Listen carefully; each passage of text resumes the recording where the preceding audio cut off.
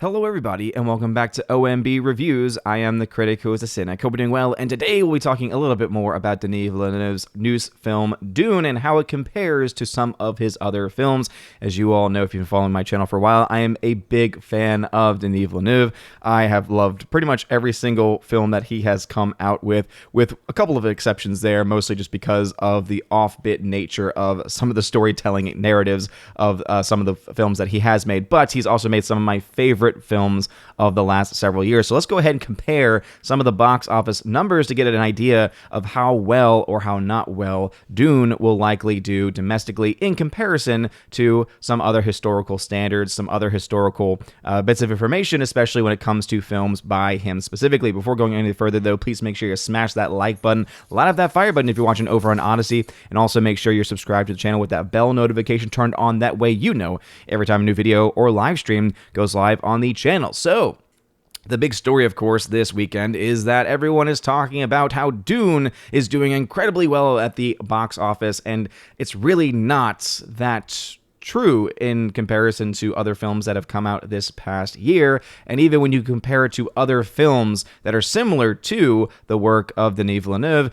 it actually is not as impressive, once again, as some people are trying to make it out to be. Again, if you look to the headlines of a lot of these different places, they're all trying to say, oh, this is the best ever Warner Brothers HBO Max day-and-date release. And again, that might actually be true, but that is not all that there is to this actual film. Having $220.7 million now, after having been out for a month in several markets and opening up in several more markets this weekend, getting only $20 million from those markets, not including China, which it got alone $22 million, is, again, not something really to be all that excited about for a film that still has to make a few more bucks, about $180 million or so, in order for it to actually be able to break even. And yet, you're still going to continue to see many of these movie sites, many of these box office sites continue to try and spin it for whatever studio they happen to be covering at the time.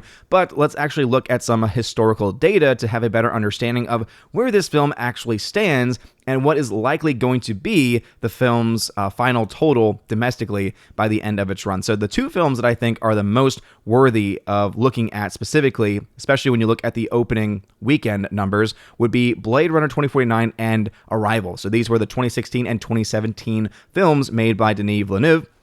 I personally was a huge fan of Blade Runner 2049. I loved the visuals. I loved the color palette. I loved pretty much everything about the film. Yes, it was long. Yes, it was a slow burn, but it was fantastic. And there was one thing that Denis Villeneuve has always been really good at. It's been creating basically a visual feast, working really well with production designers, working really well with directors of photography and cinematographers to get really some of the best looking imagery that we've seen on screen in a very long time. That's why I often count him as being probably my favorite modern working director in Hollywood because of the amazing stories he tells. Even films like Arrival, which I know have split a lot of audiences because of the story being specifically very weird and just all over the place, even that film, despite its flaws in the narrative, is still quite a visual feast to behold as well. And again, I think these are probably going to be the best films to compare it to. Even though the budget for Blade Runner 2049 is a lot higher than what Dune's is, which actually just makes me appreciate Dune that much more,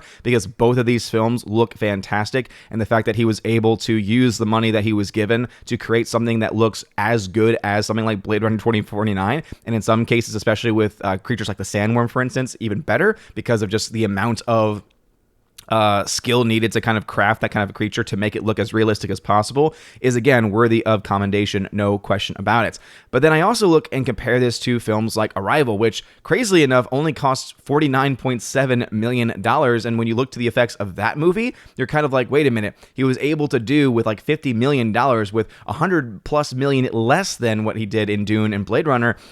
Some pretty impressive stuff for the money that he was actually being given. But the reason why I think it is important to use those two films specifically is not only because of the budgets for the film, but also because of their opening weekend. So Blade Runner 2049 opened, again, obviously these are non-pandemic times, to $33.4 million and $25.4 million respectively. And these have all been adjusted for inflation because, as you all know, I'm a big fan of thenumbers.com. because you can just get lost and diving into several different movies and comparing them to each other. And also you have, when you do these comparisons, a little switch up here where you can get the actual numbers and then the adjusted for inflation numbers, which just makes my job that much easier. But let's go ahead and look at not just the opening weekend, but the end result of those films. And so I guess the closest one that we could obviously find would be Blade Runner 2049. Well, that film made about $7 million less than what Dune has made so far and ended up around $94 million.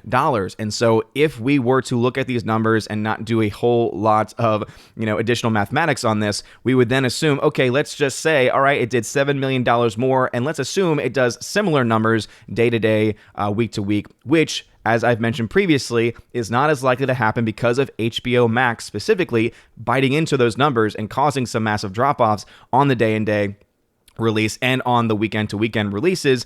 Let's just assume, again, kind of give it the benefit of the doubt, that would mean that the best-case scenario for this film would be it to make around $101 million potentially in the domestic marketplace, which is not all that impressive, especially since Arrival, which cost a lot less, ended up making $106.4 million in its domestic release. And so this is a movie that is not likely then, it seems on paper, historically going to be as successful domestically as even some of the other Denis Villeneuve films, let alone other films to come out this past year, which have all easily passed the $100 million number, which, of course, is something that was difficult for a lot of films to do.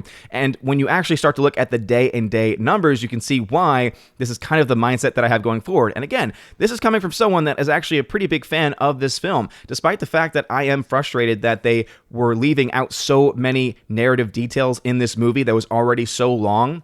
It's just amazing to me that they were able to make a long film and not have all of the other details that they seem to skip, and that they ended it at a certain point where the story is just about to really start to kick off and get going. It's just a kind of a weird decision overall. Again, I still loved watching it. I still loved being able to consume all of the different visuals, and I cannot wait to see it on the big screen in an IMAX screen especially.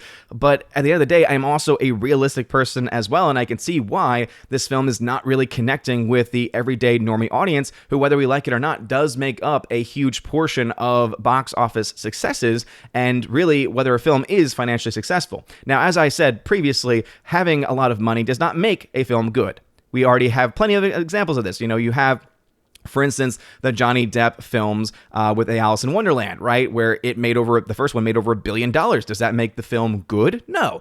But it still nonetheless make that film a financial success. And guess what? You need to have financial successes in order to be able to greenlight sequels and to greenlight future projects. And again, I would love to see a Dune Part 2. And as I mentioned in yesterday's box office breakdown, I would say that that is still very likely at this point because of certain comments made by executives, but the numbers still say what they do. Now, the one advantage that Dune has, the current Dune, has over Blade Runner and Sicario is that it is doing much better internationally than any of the other films put out by Denis Villeneuve. And again, the fact that this is happening during pandemic times especially is definitely something that is worth talking about. However, even though this number is higher than any other film that he has had, if the domestic number is not able to at least match what he is doing here, then it all can become pretty moot. Again, the highest grossing film that he has had so far was Blade Runner 2049, which is $264.2 million.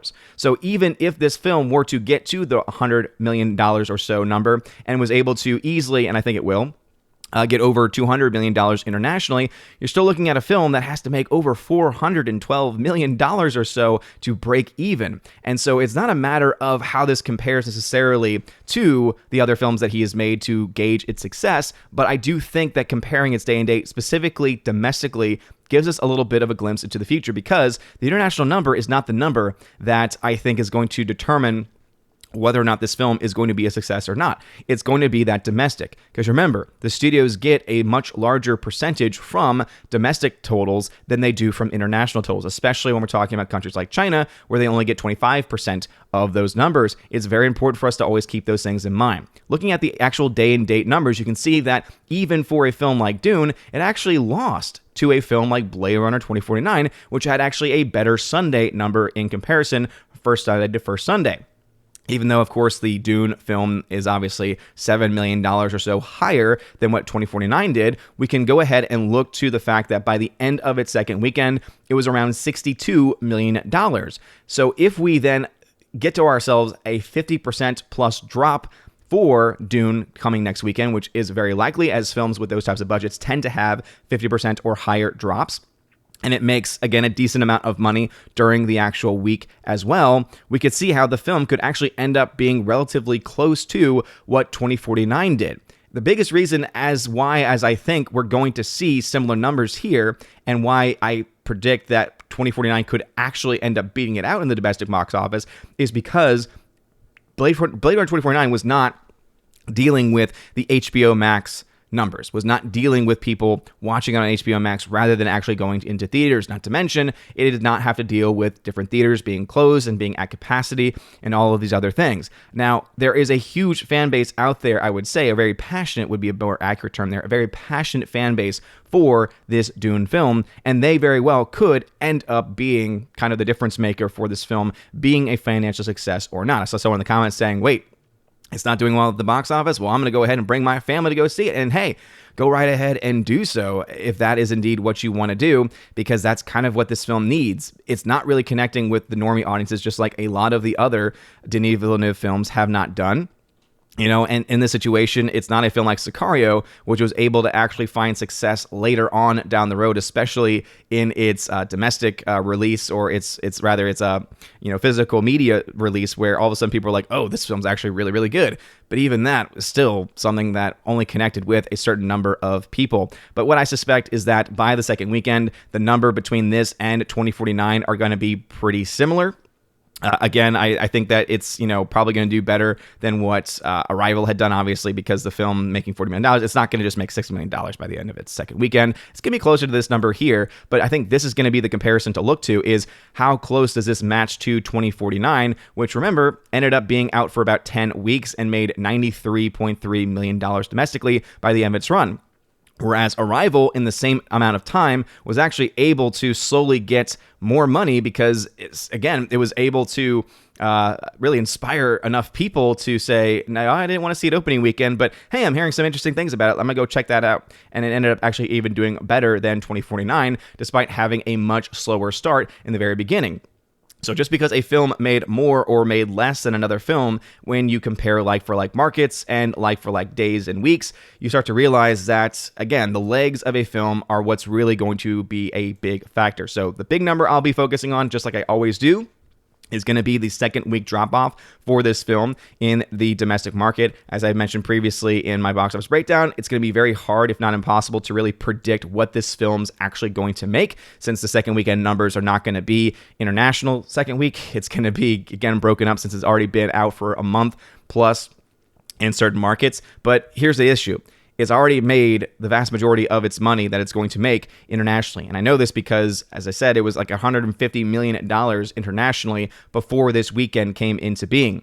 And it only made about $40 million internationally, $20 million of which came from China, which it's not expected to make that much more in that location. So assuming typical drop-offs, we'll see this film probably cross $200 million internationally by next weekend, but also probably only get to about $60 to $75 million domestically by the end of that time, which would still put this film a little below the $300 million number, which would mean it would still need to make another $100 million or so to actually break even. And that's the reason why, as I've mentioned previously, I don't think this film is going to be a financial success, but as they have said, some of the executives of Warner Brothers have said, they care more so about the HBO Max numbers here, right? So for them, HBO Max is kind of going to be the determining factor of whether this film makes any money or not, or rather is going to get a greenlit for a sequel or not. So they're taking the HBO Max numbers into account. But again,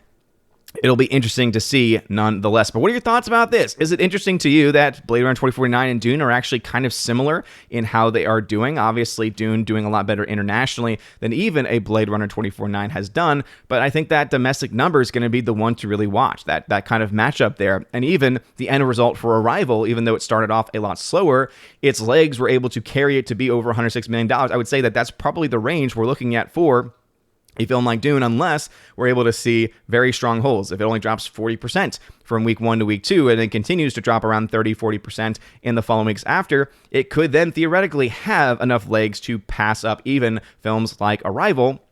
But is it going to be enough? As I said, it needs to make a crap ton more money to actually break even at the actual box office. But if we ever get any HBO Max numbers get released, that will kind of be the ultimate, okay, this film's a success or not. And just because a film is a success or not does not make the film good or bad, and also does not mean that it's not going to get a sequel or will get a sequel or not. So let me know your thoughts in the comment section below. If this video, smash that like button, light up that fire button if you're watching on Odyssey. A huge shout out to the newest Patreon, JC.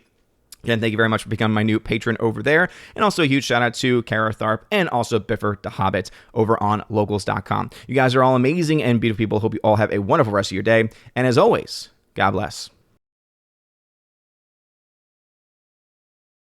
And now for a huge shout out to all of my Patreon, Subscribe Star, and Locals members. Andrew Hoyle, Animation Commentator, Brandon, Brian P., Christopher Bowman, Don Bruno de la Mancha, Father Christopher Miller, hail to you, Father. Father Damian Cook, Garrett Searles, Harold Francis, Inflamed Wood, Jacob Juice, Jeffrey Toone, Joe Horn, Jonathan Carney, Gomer Kyle, 79, Laura, the Modern Major General's Story, Mike Jackson, Dion, Mad Mitch Dunaway, Mondo Spieler, Mr. Peabody, On to June, Orange Hat Reviews, Out of Step with Reality, Priscilla Hall, Rosetta Allen, Stan Andrian, Teresa Martin, Theodore Benden, Tina Bojan, and Tina B., the Empress of the Universe. Thank you for being my Patreon members. And a huge shout out to my Subscribe Star members, The R, Fast Reaction, Nosferatu Gatsu, John B., Perpetual Punster, Mr. Roy, Glinzer, J. Alex McCarthy Jr., Dean Heiss Slash, the new number 2, J-Rod, the Beer Guru, and ZK-Man. Thank you very much for supporting me over on Subscribestar. And to my one Locals member, Robert Barnes, thank you for supporting me over on Locals. And if you want a name shouted out, or your name rather, shouted out at the end of every single live stream and video, please consider joining on one of those platforms, either Patreon, Subscribestar, or Locals. Links to that can be found in the description. Look at that top link especially. It's called the Willow link there. It'll give you links to all the social media platforms and also ways to support the channel. If you want to be an Army of Asgard level or above member, you can get access to giveaways that I do every single month. I give away 4Ks, Blu-rays, all kinds of stuff. It is a lot of fun. Also, if you join at the Keeper of the Bifrost level, you get access to all of that. Plus, you get access to an exclusive podcast that I do with John the Flick Pick Flickinger.